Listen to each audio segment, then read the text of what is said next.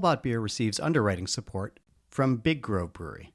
They understand the importance of independent journalism in the beer space, and their support helps fund original work. Learn how you can affordably support journalists by visiting allaboutbeer.com/support.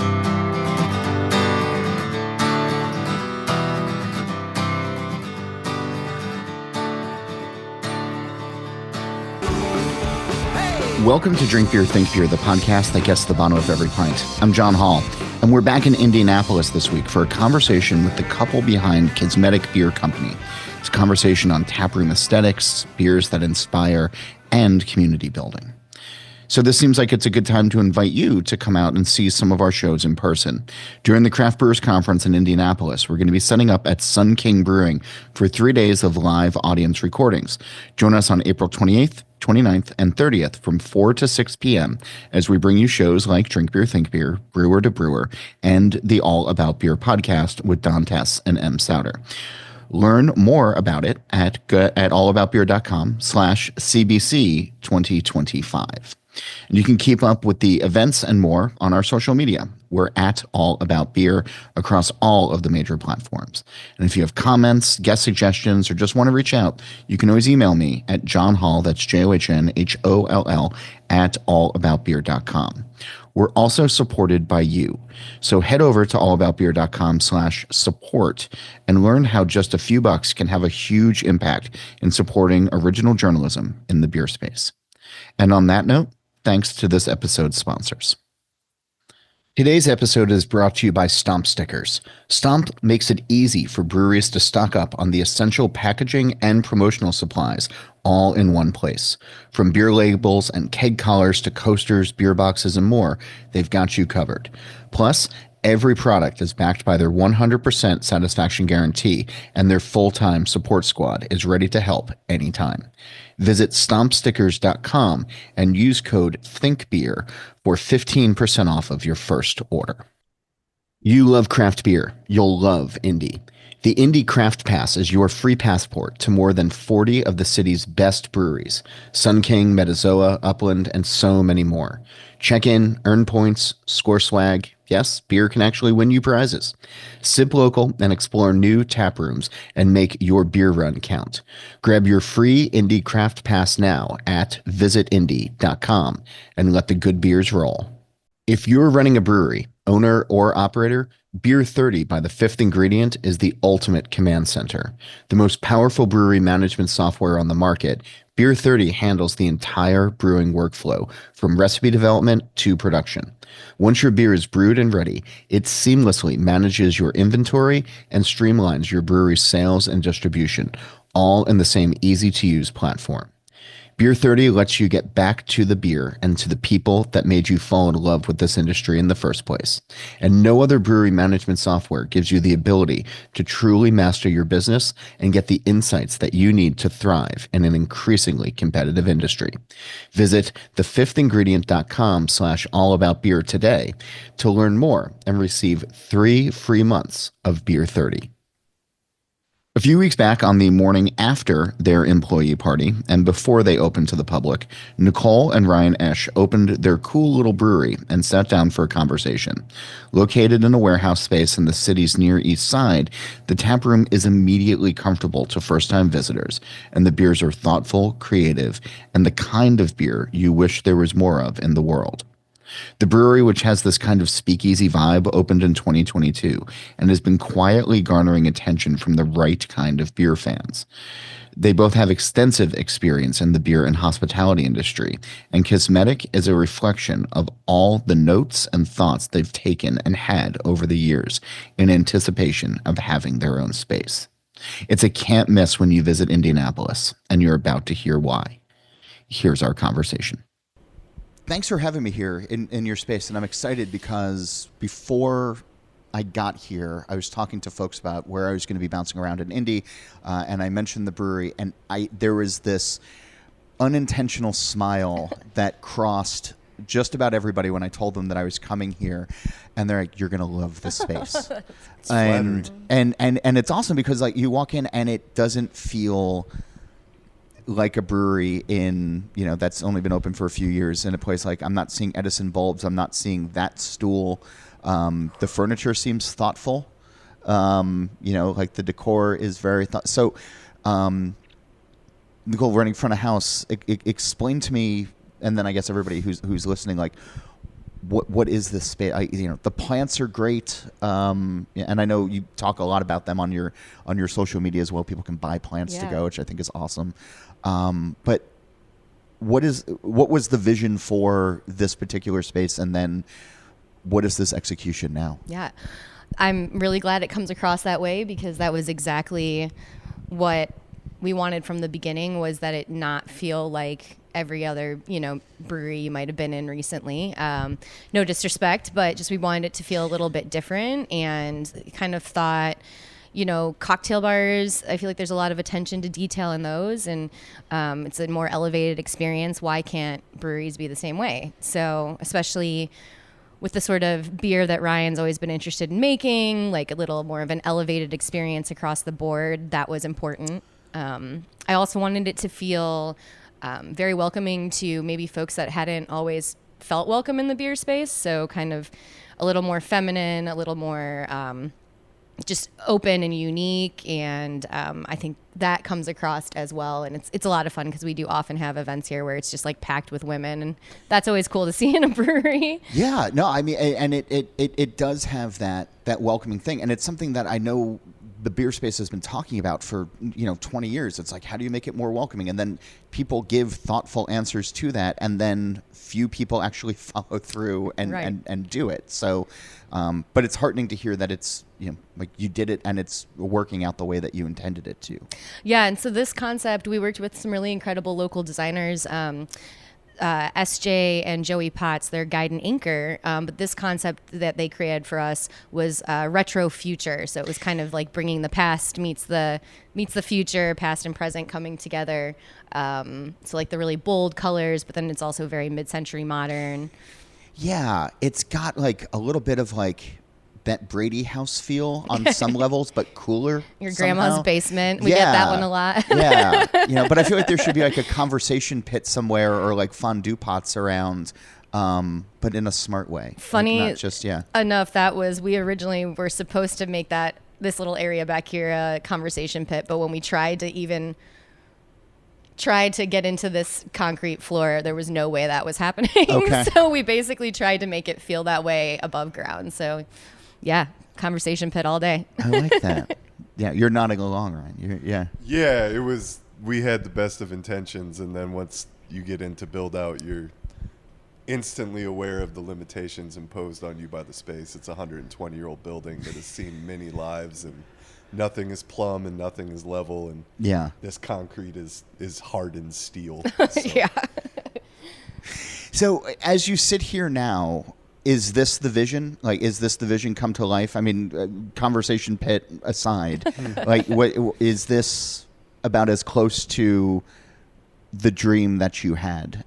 Yeah, I think it is, and that was something that still kind of feels surreal to me sometimes, as we opened feeling so put together, and that was important to us, that we wanted to put like a really good foot forward and not feel like we were, like piecing it together. Like we wanted to just open, and it felt really cohesive.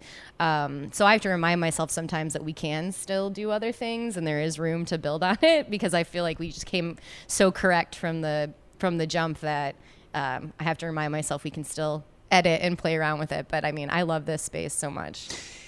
I've been thinking a lot about 2025 as a rebuilding year for craft, and the industry is going through a lot of machinations. We've seen a lot of breweries close. We've seen other folks sort of batten the hatches, and then there's other folks who are making big plans for the future. They're seeing the opportunity, to grow or to get solid or to find their own place in their in their home market.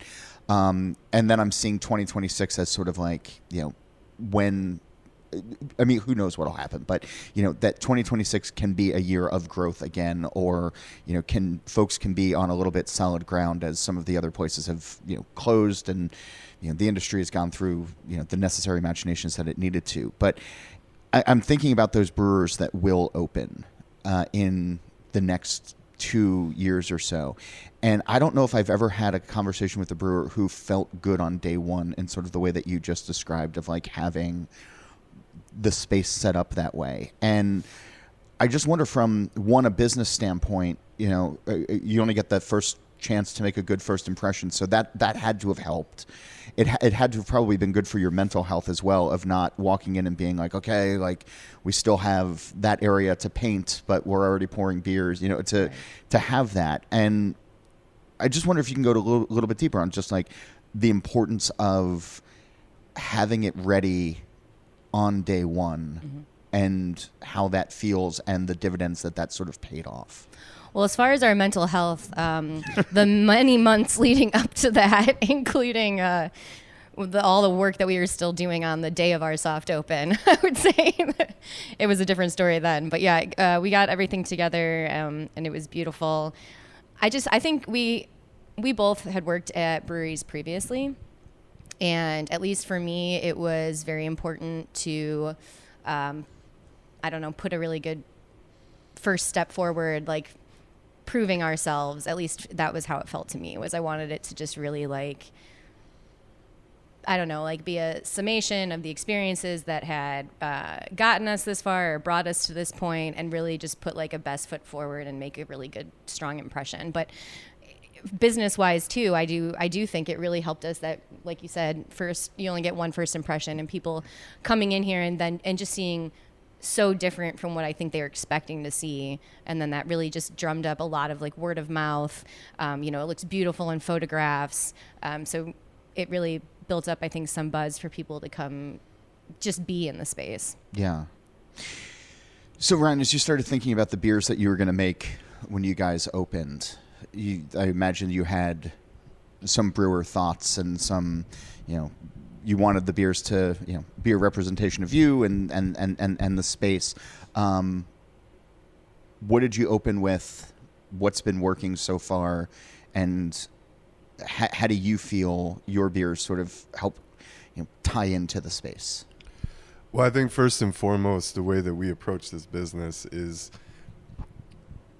the vibe and the space is what's paramount, and our messaging as a business, our branding, that I think is the first thought that we're putting out to people. The beer is meant to elevate that and support that. I think for too long, too many people got into this industry thinking they were going to revolutionize something that's been around for millennia. And hubris aside, that's just asinine, because we all just steer the ship a little bit while we're on it, but it's been there before us and it'll be there after us. What I look at is, if you're not your own favorite brewer, why are you a brewer? It's not a glamorous job. It's not incredibly lucrative, but you ultimately get to have the product of your own palate at the end of the day. So I make the beers that I like to drink, and first and foremost, that's how I approach brewing. So I love the big tent that Hazy's created for our industry, but I think there's a lot to play with on the fringes, and I think there's a lot to play with in traditional styles.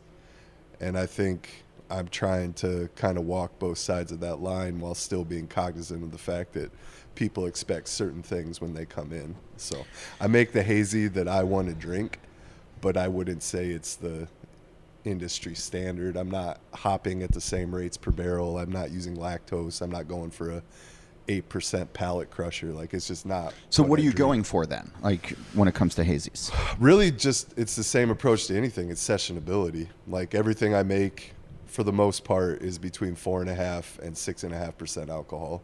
We're cognizant of the people that are driving here. We're cognizant of the fact that we're a little off the beaten path, and we want to be good stewards of those people. And two, I make what I drink, and that's what I drink when I go out places.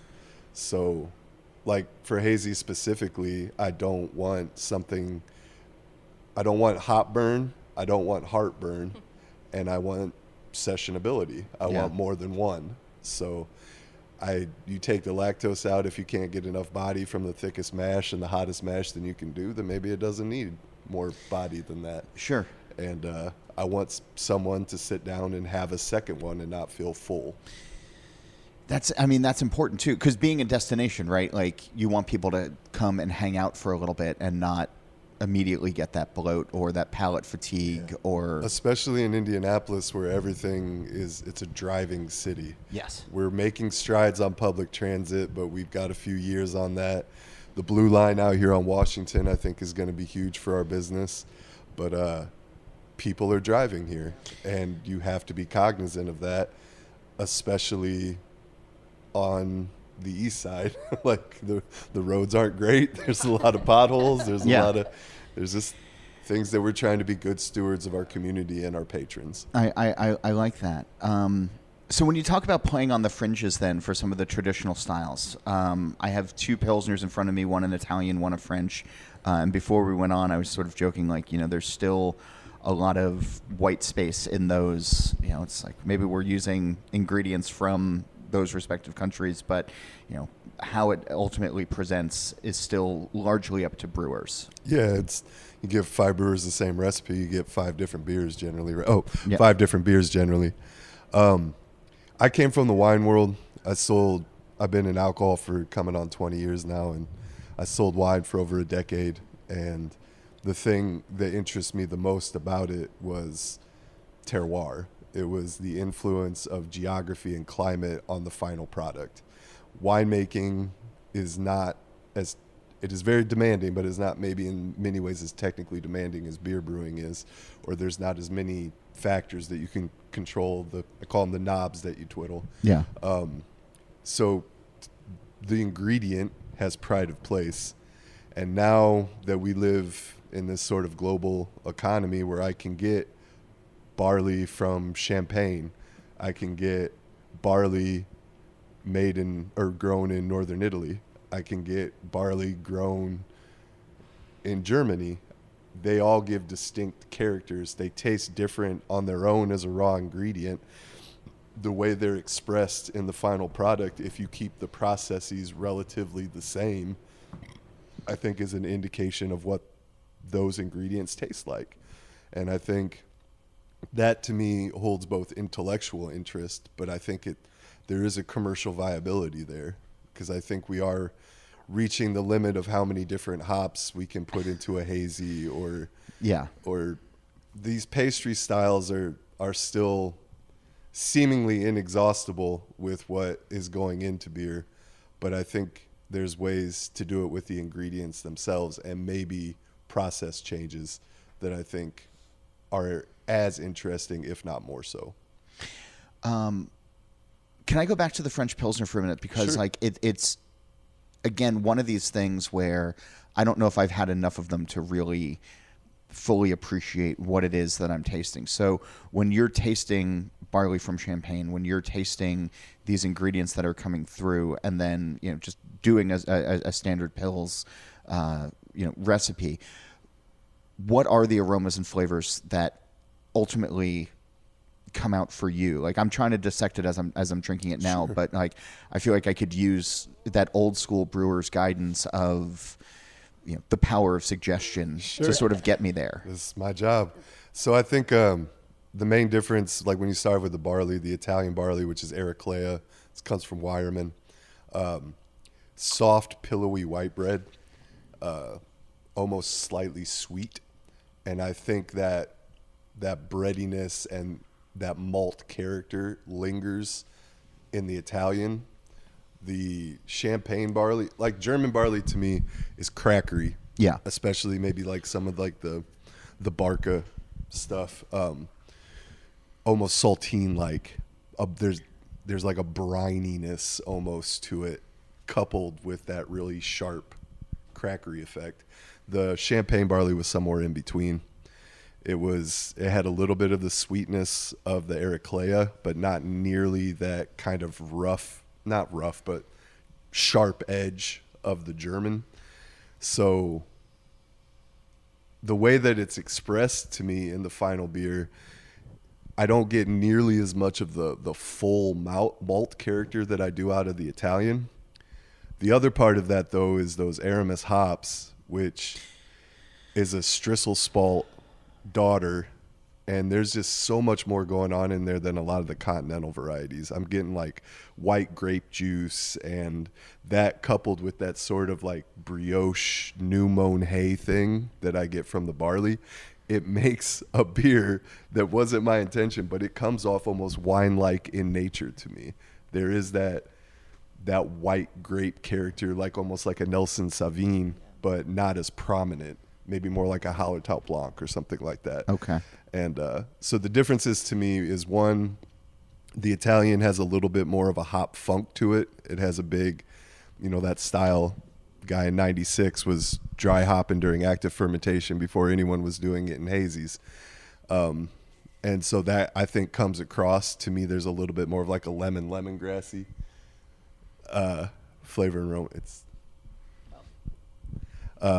And then the French Pilsner, to me, it's a higher IBU as well, kind of like halfway between a Northern German Pils and a like more of a continental style lager. And I think that one hits a little drier, but to me it has that bready brioche, almost that on the lees champagne character, that yeastiness almost out of it. I like that. Yeah, I'm having fun putting this all together, like just in my mind. Sorry about that. No, we have two woodworkers that are right next to us. Okay. So there might be a lathe or something. No, that's fine. It's not fully showing up on the Okay. on the mics. We're okay, but yeah, you looked panicked for a second, and I was like, I could hear the noise, but I didn't know. I was like, all right, yeah, it's Well, there's things that are much louder than that. Yeah. So okay. Well, we'll deal with that as it comes. All right, I want to get back to the beers in just a minute, but I also wanted to sort of just again talk about like this space in the community and bringing people in. And I mean, it's fun to get to know places before I've been to them through their social media and the endless events that it seems that you guys are doing, from trivia and bingo, and we're recording this in early February, so you're talking about Galentine's Day, and there's all sorts of like something happening here, it seems like, all the time. And I know a lot of breweries do that, but again, it's sort of even just the feedback that I see, the engagement that you're getting on some of those posts make me think that there is something a little bit, more entrenched happening here. And so what goes into curating the right events, getting the right people to do them, and then getting the right people in regularly to become a part of that community? Yeah, it's honestly a little bit of magic that we are still trying to figure out. Like, the community that has built in here really does seem to have like a life of its own. It's the best part of the business. Yeah, it really is. It's so cool. Our fans are like so super supportive. So many people have become friends like just through meeting in here, which is cool. So I think the events that do really well and that people seem to respond to are like, I think we're just really authentic. We believe in our community. We participate heavily in our community, and try to celebrate other people in our community and all sorts of diverse groups that come through here. So I think this space gives people that outlet, and things like Galentine's Day. It's just a total celebration of like women and being in this cool space and the vendors that we bring. It's, it's kind of cheesy almost, but it's like just celebrating like friendship. And I don't know, I feel like I sound like a Highlight magazine or something right now, but or like the Girl Scouts, but it works. Yeah, it really is. I think we just approach things really authentically here, and I really do think that comes through. Like, I'm basically, the events that we are putting on are like things that I wanted to go to and didn't feel like I'd had before. I will say it's interesting that you brought up the events, because that's something that first off, I don't think we've had, a break in 5 years since starting this and then building it and then being open for coming on 3. So events were just not something that we really did a lot of in the beginning. And Nicole came from an event background. She used to book and run events, massive events for hotels downtown. So I think the reason she got out of that industry, she didn't want to do it anymore. But now that, we're starting to see, we have enough data points after 2.5 years, coming on 3 years. We have enough data that we can see what works and what works for us and what time do we have to allocate to things. Sure. And it's not just, can we brew enough beer to stay open? Can we, man the bar without going insane being here all week and stuff like that. Now we have employees and we have a community and a following, and I think she's starting to use that to create these events and magnify that voice, which I think is really interesting. Yeah. I mean, it also, I think for a lot of breweries that have been around for longer that had events in the past, COVID wiped that clean for a lot of folks, and it's been tough for a lot of those folks to bring them back. And I think that having a community gathering spot and just something fun to do rather than just sitting on a stool, scrolling through your phone, drinking a good beer, you can participate or not, but it does sort of play an important role in reconnecting with people as people feel increasingly siloed these days. And it's actually interesting too, because I try to be, it's a delicate balance in my mind, because I know personally I don't love it when we think of this as very much a third space. So I don't always love it when I go in somewhere that I'm just trying to like grab a drink with a friend or talk, and then it's like someone's yelling trivia questions at me. Yeah. So, I mean, as we are starting trivia. Fine line to walk. Yeah, that's what I'm saying. It is a fine line. And like tonight's going to be our first trivia. But for instance, we're only doing it one day a month. So it's like trying to balance keeping this space what it is for the people that love it, while also offering things that might bring in new people or like a little bit of a different experience. And even to the intention of how the space was built, we can't say enough about our designers and the concept that they came up with. But originally, for ease of, tap systems and everything, I wanted to put the bar on the wall for a direct draw system. And the designers were like, no, I think we have this central U-shaped bar that people want to sit at the bar. The amount of conversations that strangers strike up across corners. Yeah. And like it is, I do agree that you don't generally love just seeing people on their phones, but that's not really the problem that we have here, right? It seems to be a really convivial atmosphere, and people are chatting up strangers with no problem. And now those people are no longer strangers and are meeting here later for other drinks and stuff. So I think at heart, this space was designed to give rise to conversation. Yeah. It's not maybe designed well for things like events, right? Because there's not like a central focused area or a stage area. Yeah. But we found ways to make it work, and I think keeping them in this sort of limited formats makes them that kind of more special when we do have them. And no TVs. Which I appreciate as well. TVs. Yeah, no, I appreciate that as well. I that's always been a pet peeve of mine in places, especially like I get sometimes, you want sports on or whatever, but I don't understand. I'm like the old man now, where it's like being in a brewery in the middle of the afternoon and they have old Dateline NBC reruns on mute. Like, what is the point of that? Or I remember being in a brewery once and they had the Food Network on, and they were making tacos and they looked really, really good. And this brewery that we were at didn't have a food menu. And it was like, well, I have to leave and go get tacos now. Like, you guys have lost business because you just had the TV on. It's.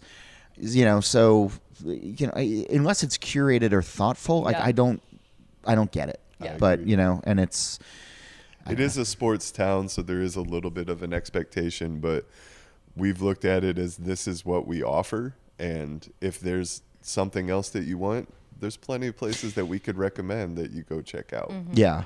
And I imagine that even still during major sporting events, you still have people sitting at the bar because there's folks who want a respite from that. Right. And grateful for a lack of whatever the sports focus is at that moment. Yeah, no, I get that.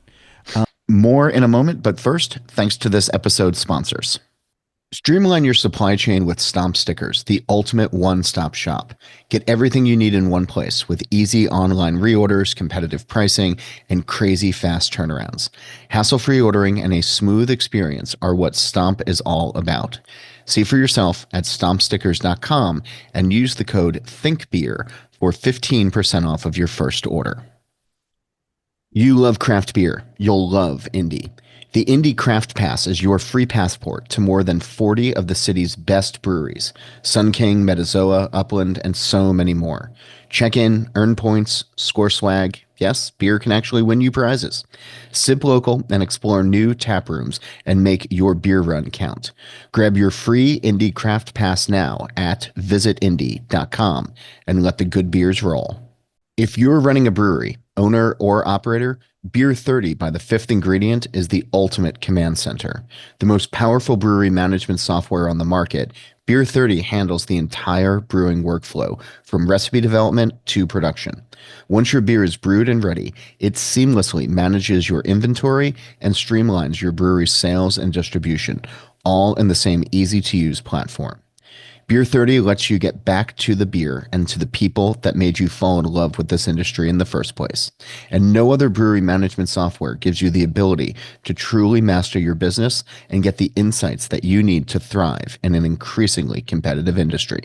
Visit thefifthingredient.com/allaboutbeer today to learn more and receive 3 free months of Beer 30. And now back to my conversation with Nicole and Ryan Oesch of Kismetic Beer Company in Indianapolis. So you're talking about playing on the fringes before and with some of these other styles. And I have this, I messed it up before, but it is a hazy black IPA.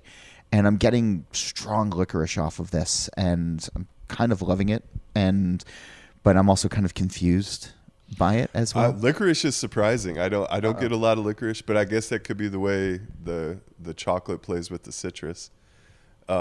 Basically, I'm getting big licorice off of this. Oh, that's wild. Yeah. Okay. Individuality of palate. Yeah, no, 100%. And maybe after drinking 2 Pilsners, maybe the herbal quality is coming out more. Maybe, but yeah. Now you put it in my head, do I get licorice? No. Okay. I get sick. My mom was really big at Christmas, and she would give us those Terry's chocolate oranges. Oh, yeah. The foil wrap ones that you smash and then eat the segments of. Uh-huh. And I just, That's what you're going for with Well, this? I get nostalgic for her, so I brew a couple beers to kind of like honor her memory. And so that's what it is. It's steeped on Valencia orange peel and California orange peel and then cocoa nibs. And at base, it's my hazy IPA recipe with some dehusked, debittered black malts like the carafas. So you get there's flaked wheat, flaked oats in it. You get that pillowy effect of the protein-rich bodies, and then chocolate and orange is what I get out of it. Licorice is interesting. It's the first time I've heard that. We've got another beer though, if you want licorice. I was gonna say I've got an Amaro Saison that is like my version almost of like an Underberg. Yeah. That's fun. Okay. Yeah. Steeped with, there's over 20 different herbs and spices that I steeped in it, but one of them was star anise and another was licorice root. Mm-hmm. That's fun. There's something. See, now that you've said the orange peel, I get a lot of that citrus oil, like that really robust. Yeah. Like sticking to your fingers, kind of oily, Yeah. oily orange thing. But so I'm coming around to it from there. But my initial reaction was, and I'll stick with it. But now that you've said the citrus peel, like now I'm getting that as well. But like that's fun because again, hazy black IPA, not necessarily something with rigid guidelines that exist out there. So it's just got to. This is probably the 4th batch that I brewed of it, and the first 3 were all working towards a goal. I think this is the one that I've been the most happy with. I think when you're dealing with recipes like that, where there isn't a lot of background or whatever, you come at it just, like I cook. So you're familiar with your ingredients and what flavors they can provide, and then as best you can, you recreate that and then hope that the yeast works in tandem with you to kind of like finalize that vision. So yeah, I think that and I saw this so much. I used to do wine tastings, corporate and home tastings, and talk to people about palates. And one, I love when people confidently express what they taste. Yeah. Right? The whole power of suggestion thing that you mentioned earlier, don't think about elephants. The first thing you think of is elephants. So I think there was a bit of a frustration with me that people defer instead of just trusting what their palate is. And to me, that's what I always preach. It doesn't matter what I like. It matters if you like it. It doesn't matter what I taste. It matters what you taste. And conversations like this are fascinating because I'm just wondering how that is playing off or what the impetus for that is. Yeah. No, this is fun. And I mean, and it's 8 beers on draft. Like it's just and varied. 9 now. Nine now. Okay. I got a Schwarz beer that is almost always on. Okay. But the winter blue. It's the danger of doing as many lagers as I do on 10 draft system. Like that French Pilsner was 2.5 months before it went on. I do a Japanese rice lager that's almost 4 months from grain to glass. I do a true Martzen. I'm going to brew that next month and hold it till September. So sure. I'm hoisting myself on my own petard, as it were. So. But I mean, it's fun. Like, you know, a banana nut Hefeweizen, you have a pistachio porter. That Amaro Saison sounds fascinating as well. Like, it's just, we'll definitely get you a half of that. Yeah, but I mean, it's fun. Like, and it seems like you're having fun with this. And what I like is just the 3 that I've had so far are thoughtful, and it feels like it can be easy to read some of these and be like, oh, you're just kind of messing around. But like talking with you and then drinking these beers, it's not just, oh, we're taking Swedish fish and dumping them in a triple. And again, I feel like my job is to elevate her message. I think the beer that I make, obviously I'm trying to make the best product that I can, and I'm trying to please myself first and foremost. But ultimately my goal is to make sessionable, accessible beers that gets people in this amazing space and allows them to experience it in the way that she intended. And so when I say like messing on the fringes, like the banana nut Hefe, at base it's a traditional Hefe, but it's steeped with a blend of herbs and spices as well as tea.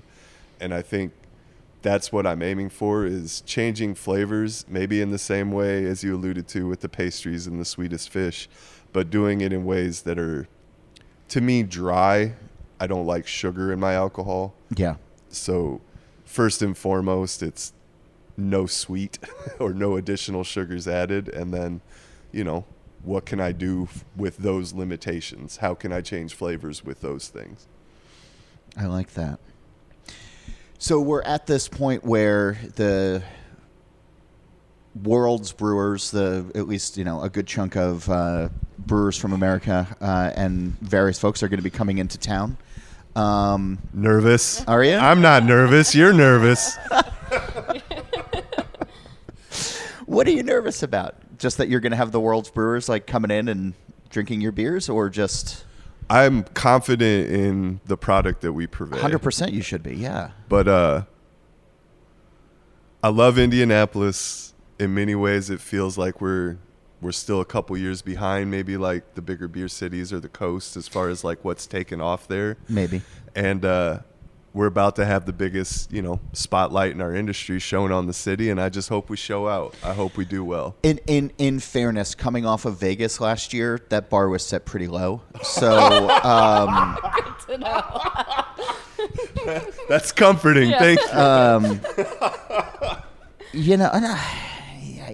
The ones who were there, there's a really great beer bar in the Silver Stamp there. There are, a bunch of breweries that are trying really hard to push the needle forward. But it's just, it's a macro beer town. It's always going to be a macro beer town. It's very expensive. It's hard to get around. Like it's not what you think of when you think about like these, quote unquote small industry gatherings, and it's still going to be 9,000 plus people coming here, maybe more. But like, this is going to feel I think like what CBCs have been in the past, and that sort of setup. And like, I imagine that once word gets out among brewers about this cool space that you have and the beers that you're making, like folks are going to be coming here. You know, it's not super easy from downtown, but it's also not at all hard. Right. I mean, if that doesn't sum up Indianapolis, I don't know. Yeah, what that's does. also true. That's also true. Yeah, well, we're just like 2 miles from downtown-ish, If- you know, yeah, from the mile heart of and a the half, heart of the yeah. city. Yeah. It's not walkable. Right. I mean, it is walkable if you're willing to put in a half an hour of foot traffic on US 40, but With no sidewalks some places. Yeah. Yeah. It's, I thought about walking down here. Yeah. And I was like, I looked at it and I was like, it's also cold outside today. It's also very, very cold outside today. But I mean, be the advocate for Indianapolis and why people should be excited about not necessarily coming, you know, here because they should, but like the city in general. Indy really knows how to welcome people. I think the whole Hoosier hospitality thing it's not a joke. No. You know, I had forgotten how friendly people were, and coming from Jersey, it's really disarming. I'm sure. You're like, what do you want? Yeah, 100%, yeah. Yeah, I mean, our convention center, our hotel partners, everyone does a great job of really trying to like level up events. We've seen it with welcoming people for major sporting events, and so I'm excited to finally. I know it's been in the works for a long time. Indy has bid on this convention, so it is exciting to see that, you know, we've finally got it. Yeah, no, I think it's going to be great. I mean, you know, the bars downtown, a lot of them seem to have at least 1 or 2 local options on, which is nice. Mm-hmm. But I mean, there's great breweries to get around to. I just walking around yesterday. I walked from downtown up to Gugman House, up Indiana Avenue, and just the art installations that have gone in and the history, and like, you know, there's the Vonnegut Museum. And then even earlier today when I was over at another brewery not too far from here, I walked from the hotel and just spent some time walking around downtown. Like the architecture alone is just, you know, there's fun things to see outside of beer when you're here, you know. And then if you're, you know, a sports fan of these particular teams, I'm a longtime Knicks fan, so the Pacers broke my heart. Reggie Miller, man. But yeah, you know, it's one of these. It's one of these cities that I feel like when people come here, they leave being surprised. Yes. About it. Very much so. I would like to revise my earlier statement. Okay. I feel what I meant to say was the perception of Indianapolis. Yeah. Is that there are plenty of people that are doing incredibly fabulous things, plenty of restaurants, plenty of good breweries, plenty of nightlife and culture and things. But certainly the perception is that we're still sort of this sort of like backward thing in the middle of nowhere. And I hope that people leave CBC realizing that that's not true and what we do have to offer. I wish there was more downtown, directly downtown. I wish there was more directly accessible from downtown. But that is also something that, you know, our public transit infrastructure in the next couple of years is going to do a lot to rectify. But And for CBC too, they are going to have bus tours. So that'll be helpful for people that I've been seeing some things. So not to spoil it, but you'll be able to hop on a bus and go to a bunch of different breweries, I think. Cool. You just don't want to be the last stop on that tour. No, you sure don't. Yeah. That sounds... like my claustrophobia gets up when I hear about things like that. Like, let's all just drug pile on a Mars bus and like, go touring around. Yeah, that's... we've been doing this since 15, and the brewery that we worked at previously was often the last stop on the brewery tours. And if you could tell as they're coming up the steps whether this is going to be a fun experience or not. Right, if they can hit the steps, then that's fine. Or if the steps hit them. Right, exactly. That's the difference between the two. I love it. I'm told in advance, and I don't know if this is something that you guys encourage or not, but that bathroom selfies are a thing here. Bathroom selfies are a thing here. Yeah. Okay. Do it. Post your selfies. I'll save you on our highlights on the the old Instagram. Okay. When we were building this place, and like, 2 black toilets arrived, and we're, It was building awesome. these bathrooms and wallpapering and stuff. Like, you could never have convinced me that this would become a thing. And then she installed these lights in there that give them like, a crazy cool color, the LED lights you can change colors on and stuff. And now it's at least once a week somebody's yeah. taking one. And Bathroom selfies.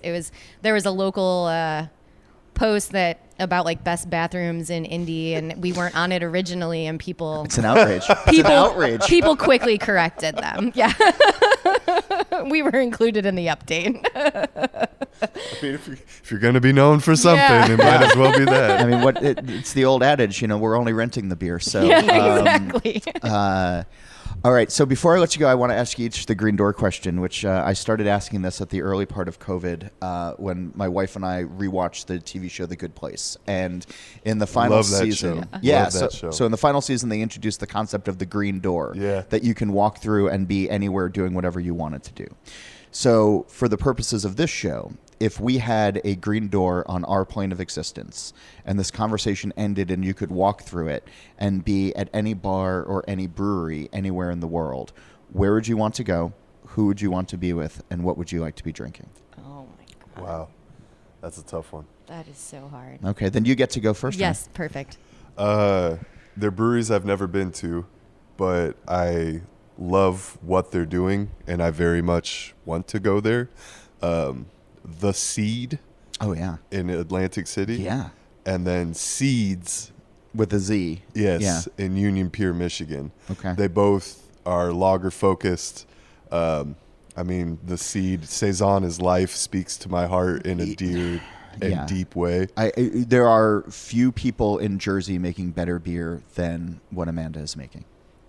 That is really exciting, and if anyone out there listens, wants to do some trades, hit up your boy. I'm all about the barter system. I can just introduce you to Amanda, but that's fine. Let's do that. Yeah, that's- please. I am obsessed with what they're doing there. She's amazing. She's great. So you'd want to go to The Seed and then Seeds with a Z. As well as what he's doing there, especially with, I love that there's this renaissance in lager. I love side pulls are making their way. I would love to have conversations with him about protein stability and decoction versus not decoction, things that I want to do here in my brewery, but I started with what is basically a scaled up homebrew system, which is I make good beer off of it, but there's a lot of things that I would like to have as well, and just would love to have a technical conversation with both of them about what they're doing. And in fact, I'm pretty sure the Seed had a French Pilsner on that was kind of like the impetus for what I did. Okay. So Yeah. She doesn't make a bad beer. In fact, late last year, I was at a random bar in Pennsylvania that had their beer on because I guess they have a Philly distributor who goes wide into the state, and they had a hazy on, and I trust Amanda, and it was hands down the best hazy IPA that I had I would love last to year. try that. And she's doing it all with local malt, which was just incredible. It didn't have that noticeable small batch grain huskiness, like graininess. Yeah. Like, I don't know what she did. Yeah. I mean, come to Jersey. I'm an hour from the brewery. Give us an excuse to Yeah, travel. yeah. Seriously. I mean, not a lot of people are like, "Oh, I'm going to go to New Jersey for beer," but I feel I'm like, trying to convince her of this, and that's the problem that I'm running into. yeah. It's like the scene from Wayne's World. It's like, "Hi, I'm in Delaware." Yeah, it's. But yeah, no. The Seed is a primary reason to come to Jersey for beer. Atlantic City, not so much. There's I other can't parts. say that really wows me, but There's other parts of the shore that are much nicer. But all right, have we stalled enough Yes, you did. now you did for you, great. Nicole? Okay. Thank you. I would like to get out east and go to Sacred Sacred Profane. Profane. Yeah. I want to They're doing really cool things there. Yeah, I want to get out there, and I think that everything as Brienne did was really important for speaking up on behalf of women in the industry. Agreed. And yeah, I want to get out there and just order a darker light. Or both. Yeah, exactly. Yeah. I think they'll mix them too. Yeah. Which is nice. And she's been doing a lot of Rauch beers as well. She's been smoking the dark and then smoking the light as well with. Smoke's a tough one for me, but I would try it. Okay. Over there. It was good. I had it. Yep. I had it recently. Yeah, they have two spots. One in Portland next to Bissell Brothers, and then the Biddeford location, which is like it's a really fun space. That's awesome. So yeah, I like that. See, I feel like you guys have this East Coast trip that you're we that, do. that you're We just planning. need to like, hit all the spots. Again, we have not taken a vacation in 5 years, and it's become like a fetish almost. Like we'll talk about it, and it's like, oh my God, we could travel somewhere. But yeah, I mean, you could fly into Philly and hit Human Robot and a few of the other places, drive out to Atlantic City, do the Seed, drive up, go to Carton, just because, I feel like I have to say that. And then make your way north. You can go to Fox Farm in Connecticut. You could go to Notch in Massachusetts. And then, make your way up through New Hampshire. You're hired, buddy. Yeah. You're looking at me like you need to send us convince the me. itinerary. I'm getting really excited about this We'll tour. meet Like, you I've there. been to all of Yes. these places, and we would love for you to show us around. Yeah, you go up through southern New Hampshire, you stop at Todd Mott's Place Tributary, and then you go up into Maine and Biddeford, and then you hang out and, go to Maine Beer Company, go to Allagash. Yeah. Drink white from the source. Yeah. Like there's a Someday, great brewery perchance across to the dream. street, Yeah. You guys, as small business owners, you guys could totally take 3 weeks off. Yeah, definitely. And do Yeah. Your dry delivery made that joke, buddy.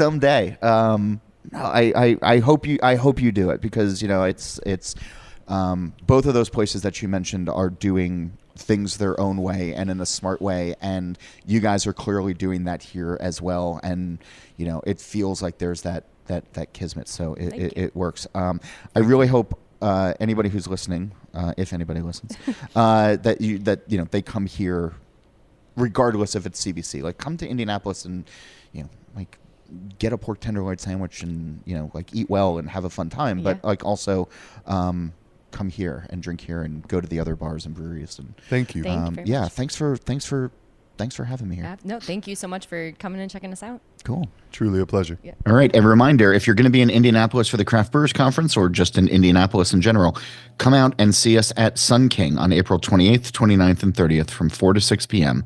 as we do a number of live audience podcasts that you won't want to miss. Go to allaboutbeer.com/CBC 2025 to learn more. And when you go to the website, you can check out new content as well as the archives, which go all the way back to 1979. And you can always reach me at any time at John Holl, that's JOHNHOLL, at allaboutbeer.com. Also, a reminder to follow All About Beer on social media. Before we run, here is a word from this week's sponsors. Stomp Stickers isn't just a website. It's your custom printing partner with over 30 years of expertise. Their support squad is ready to help by phone, chat, or email. Combining top-notch customer service with a super easy-to-use site, they're all about making sure you get exactly what you need, fast.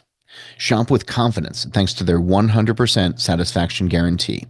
Visit stompstickers.com and use code ThinkBeer for 15% off of your first order. You love craft beer. You'll love Indy. The Indy Craft Pass is your free passport to more than 40 of the city's best breweries. Sun King, Metazoa, Upland, and so many more. Check in, earn points, score swag. Yes, beer can actually win you prizes. Sip local and explore new tap rooms and make your beer run count. Grab your free Indy Craft Pass now at visitindy.com and let the good beers roll. If you're running a brewery, owner or operator, Beer 30 by The Fifth Ingredient is the ultimate command center. The most powerful brewery management software on the market, Beer 30 handles the entire brewing workflow from recipe development to production. Once your beer is brewed and ready, it seamlessly manages your inventory and streamlines your brewery's sales and distribution, all in the same easy-to-use platform.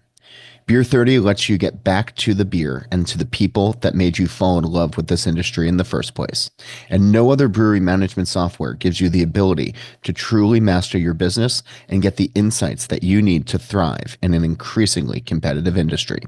Visit thefifthingredient.com/allaboutbeer today to learn more and receive 3 free months of Beer 30.